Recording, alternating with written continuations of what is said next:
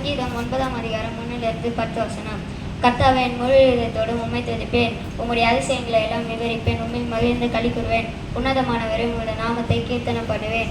என் சத்துருக்கள் பின்னாக திரும்பும்போது உமது சமூகத்தில் அவர்கள் இடருண்டு அழித்து போவார்கள். நீர் என் நியாயத்தையும் என் வழக்கையும் தீர்த்து நீதியுள்ள நியாயகதியாய் சிங்காசனத்தின் மேல் வீட்டிருக்கிறேன். ஜாதிகளை கடிந்து கொண்டு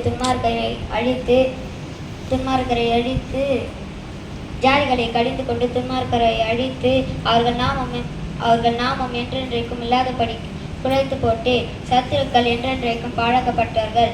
அவர்கள் பட்டணங்களை நிர்மூலமாக்கினீர். அவர்கள் பேரும் அவர்களோட கூட ஒழிந்து போயிற்று. கர்த்தர் என்றென்றைக்கும் இருப்பார். அவர் சிங்காசனத்தை நியாய தீர்ப்புக்கு ஆயத்தம் பண்ணினார். அவர் பூச்சக்கரத்தை நீதியாய் நியாயம் செய்து சகல ஜனங்களுக்கு செம்மையாய் நீதி செய்வார். சிறுமைப்பட்டவர்களுக்கு கர்த்தர் அடைக்கலமானவர். நெருக்கப்படுகிற காலங்களில் அவரை தஞ்சமானவர். கர்த்தாவை நம்பியிருக்கிறவர்களை நீர் கைவிடுகிறதில்லை. ஆதலால் உம்மை அறிந்தவர்கள் உமது நாமத்தை அறிந்தவர்கள்